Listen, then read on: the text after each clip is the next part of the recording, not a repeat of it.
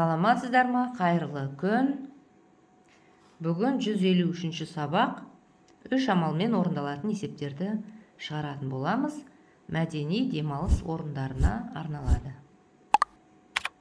Бірінші есепте бір ғана өрнек берілген. Осы өрнектің мәнін есептеп тапсақ, Экспо 2017 көрмесіне әлемнің неше елі қатысқанын білетін боламыз. Амалдардың орындалу ретін анықтап, мәнін табамыз. Әуелі жақшаның ішіндегі көбейту, сосын азайту орындалады. Мінекей. Сосын 3-ке бөлгенде нәтижесі 115-ке тең болды. Демек, Экспоға 115 елден қатысқан екен. Екінші есеп. Әлия сынып жетекшісі, сыныптастары және олардың ата-аналарымен бірге Экспо 17 көрмесіне автобуспен барды. Автобуста 90 теңгеден 6 ересек адамға және 45 теңгеден 10 балаға жолақы төленді. Олар жолақыға барлығы неше теңге төледі? Әуелі ересек адамға төлеген ақшаны табамыз, 90-ды 6-ға көбейтеміз. Және балаларға төлеген ақшаны, билеттің құнын табамыз, жалпы құнын. Сосын екеуін қосамыз барлығын табу үшін. Мына жерден бізде 540, мына жерде 450 шығады. Екеуін қоссақ 990 теңге ақша төледі барлығы. Ә бөлігінде де тура осындай есеп. Сырым достарымен бірге Экспо 17 көрмесі аясында ұйымдастырылған театр қойылымына барды. Олар 500 теңгелік 2 билет және 200 теңгелік 5 билет сатып алды. Олар билеттерге барлығы неше теңге төледі? Бұл есепте өте қарапайым есеп. 500 бен 2-ні көбейтеміз, 200 бен 5-ті көбейтеміз. Барлығын табу үшін екеуін бір-біріне қосамыз. 500 бен 2-нің көбейтіндісі 1000-ға тең, 200 бен 5-тің көбейтіндісі 1000-ға тең. Сонда барлығы 2000 теңге ақша төлеген. Үшінші есеп. Қойылымға қатысушыларға киім тігу үшін мата сатып алынды. Бір орамда 324 метр мата бар, ал екіншісінде одан 131 метр мата кем. Егер бір көйлек тігуге 4 метр мата жұмсалатын болса, онда барлық матадан неше көйлек тігуге болады? Неше метр мата қалады? Бұл жерден әуелі біз 2 орамда қосқанда қанша метр мата бар екен тауып алуымыз керек. Ол үшін екеуін қосамыз. Қосайық десек, екінші орамдағы матаның ұзындығы белгісіз. Демек, оны жақшаның ішіне тауып аламыз. Кем деп тұр. Кем десе азайту амалын орындаймыз. Бізге белгілі 324, оған қосамыз. Екінші орамдағы матаны жақшаның ішіне табамыз. Кем десе 324-тен 131-ді азайтсақ, 131-ді азайтатын болсақ, мынау екінші орамдағы мата шығады. Сонда 324-тен осы екінші орамдағы матаны азайтқан кезде 500, қосқан кезде 500 барлығы 17 метр мата шықты. Енді осы барлық 517 метр матадан бір көйлекке 4 метрден жұмсай берді. Әр көйлекке 4 метрден жұмсаса, бізге неше көйлек тігуге болады?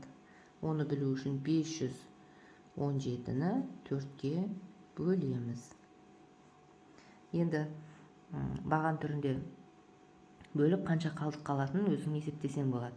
Бұл жерде 129-ға тең болады екенді. 1 метр мата қалып кетеді екен.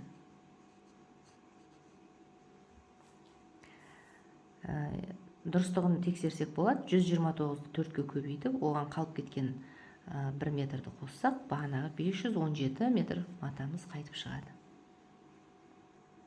Төртінші кесте берілген. Осы кесте бойынша өрнектер құрастырып жазып, оның мәнін табамыз. Кестедегі мына сөздерге мән берейік. Азайғыш, азайтқыш, айырма. Демек, бұл кестеміз біздің азайту амалына байланысты. Азайғыштан кейін айырма қоямыз. Азайту белгісін қоямыз да, келесі өрнекті азайтқышты жазамыз. Сөйтіп, мәнін табуымыз керек. Осындай өрнек құрастырылды. Мінеке 450-ді әуел көбейтуді орындаймыз. 450 мен 2-нің көбейтіндісі 900. 1000-дан 900 азайтсақ, 100-ге тең. 29 бен 2-нің көбейтіндісі 58-ге тең. 450-ден 58-ді азайтқанда 392 қалады. Мына жер 900-ге тең. 24 пен 3-тің көбейтіндісі 72-ге тең. Айырмасы 828-ге тең.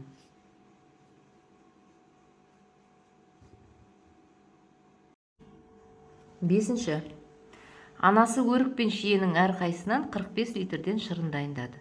Өрік шырынын 3 литрлік банкіге, ал шие шырынын 5 литрлік банкіге құйды. Барлығы неше банкі қажет? Өзі 45 литр болса, оны 3 литрден бөліп құятын болса, бізге өрік үшін қанша банкі қажет, соны тауып аламыз. Және шиеде де тура сондай. 5 литрден бөліп құятын болса, оған қанша банк керек? Сонда жалпы барлығына неше банк керек екенін табу үшін қоса саламыз. Өрік шырынын құю үшін бізге 45 3-ке бөлген кезде 15 банкі қажет. Енді шие шырынын құю үшін 5 литрлікке құя берген кезде бізге 9 банкі керек болады. Сонда барлығын қосқанда 15 пен 9-ды қосамыз, 24 банкі керек. Бөлігі. 45 литр тосапты құю үшін неше 3 литрлік банкі қажет? Осындай мөлшердегі тосапты құю үшін неше 5 литрлік банкі қажет? Осы есеп мына есепке байланысты.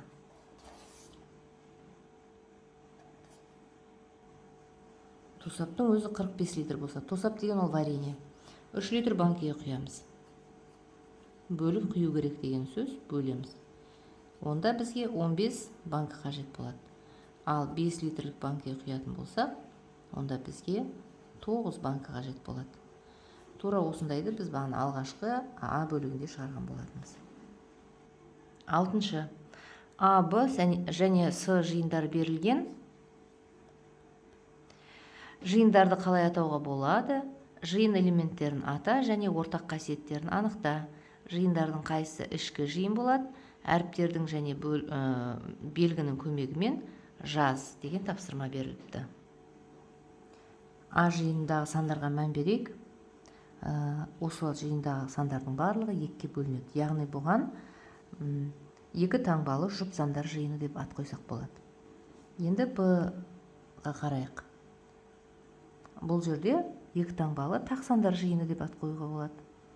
С жиынына қарайық. Осы жердегі А-дағы элементтер де, Б-дағы элементтер де С жиынның ішінде кездесіп тұр.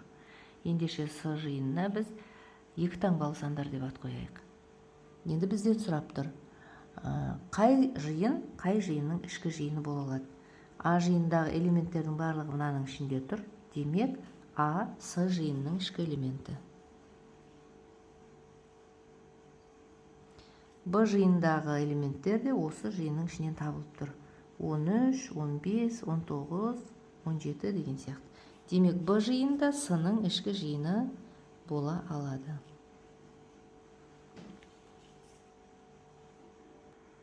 7. Есепті шығар дейді. Мақсат мұз айдынға 6 сағат 10 минутта кетіп, үйге 8 сағат 45 минутта қайтып келді. Мақсат неше сағат үйде болмады? Енді бұл есептерге есептің шартын құрмай-ақ бірденен шешуін жасақ болады. Қайтып келген уақытынан үйден шығып кеткен уақытты алып тастаймыз. 8 сағат 45 минутта қайтып келді. Ол үйден 6 сағат 10 минутта шыққан болатын.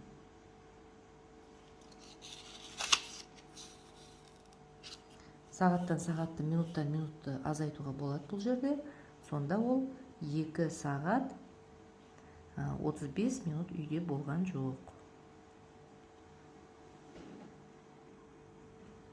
Айман құрбысымен аулада 45 минут серуендеді. Ол үйіне кіріп киініп, 20 минуттан кейін құрбысымен кинотеатрға барды. Кино 1 сағат 30 минуттан кейін аяқталды. Айман үйге 15 сағат 19 минутта келді. Айман құрбысымен серуендеуге үйден сағат нешеде шықты? Әуелі серуендеген уақытын ол 45 минут болатын. сосын 20 минут үйіне кіріп шыққанын және кино көрген уақытын қосамыз бір-біріне. 1 сағат 30 минут. Сонда осының бәрін қосқанда бізде 2 сағат 35 минут шықты.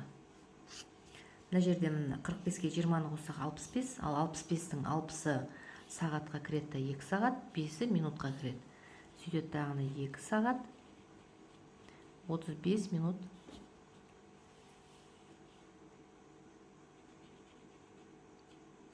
Ол жұмсады. Енді ол үйіне 15 сағат 19 минутта қайтып келді. Демек 15 сағат 19 минуттан бағанағы 2 сағат 35 минутымызды азайтамыз.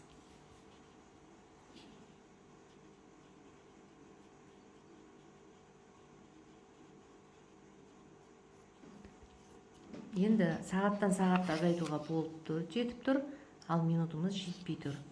Сондықтан мынау 15 сағаттың 1 сағатын минутқа береміз. 1 сағатта 60 минут бар, мына жерде 19, 79. 79-дан 35 минутты азайтсақ, 44 минут қалады.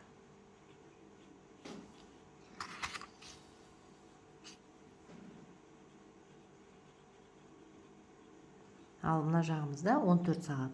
14 сағаттан 2 сағат азайтсақ, 12 сағат қалды. Сонда Айман үйден 12 сағат 44 минутта шыққан. Есепті осылай шешеміз. 8. Қорапта кішкентай 4 көк және 6 ақ доп бар. Алынған доптардың арасында кем дегенде 1 көк, кем дегенде 1 ақ, кем дегенде 2 көк, кем дегенде 2 ақ шар болуы үшін қораптың ішінде қарамай доптардың қандай ең аз сан алуға болады. Мінеки доптарымыз белгілі. Енді бірінші сұрақ. Кем дегенде 1 көк доп болу керек. Ішінде кем дегенде 1 көк доп болатындай қанша доп алу қажет? Қарамай. 7 доп алуымыз керек. Өйткені егер біз 6 доп алып қалатын болсақ, онда оның 6-ауы да ақ болып қалуы мүмкін. Сондықтан біз кем дегенде 7 доп аламыз. Оның 6-ауы ақ болған күннің өзінде біреуі көк доп болып шығады. 7 доп аламыз. Екінші сұрақ. Кем дегенде 1 ақ доп болу керек. Кем дегенде ішінде 1 ақ доп болу үшін біз 5 доп алуымыз керек. Неге? Егер де біз одан аз алып қалсақ, онда оның 4-еуі де көк болып қалуы мүмкін. Сондықтан біз 5-еу алатын болсақ, оның 4-еуі көк болғанның өзінде біреуі ақ болып шығады. Үшінші сұрақ. Кем дегенде 2 көк болу керек дейді. Кем дегенде 2 көк болу үшін біз 8 доп алуымыз керек. Неге? Өйткені одан кем алатын болсақ, мысалы 7-еу алатын болсақ, онда оның 6-ауы ақ, біреуі ғана көк болып қалуы мүмкін. Сондықтан біз 8 доп алуымыз керек. Егер де 8 доп алсақ, оның 6-ауы ақ болған күнде де 2-еуі көк доп болып шығады. Үшінші сұрақтың жауабы 8. Төртінші сұрақ. Кем дегенде 2 ақ доп болу үшін. Кем дегенде 2 ақ доп болу үшін біз ең аз дегенде 6 шар алуымыз керек. 6 доп алуымыз керек. Оның егерде 4-еуі бірдей доп болған күнде, қалған 2-еуі ақ доп болып шығады. Төртінші сұрақтың жауабы 6 доп. Осымен бүгінгі сабақтағы барлық есептерді қарастырып болдық. Видеоның соңына дейін көрген болсаңыз, лайк басып, комментарий жазып кетіңіз.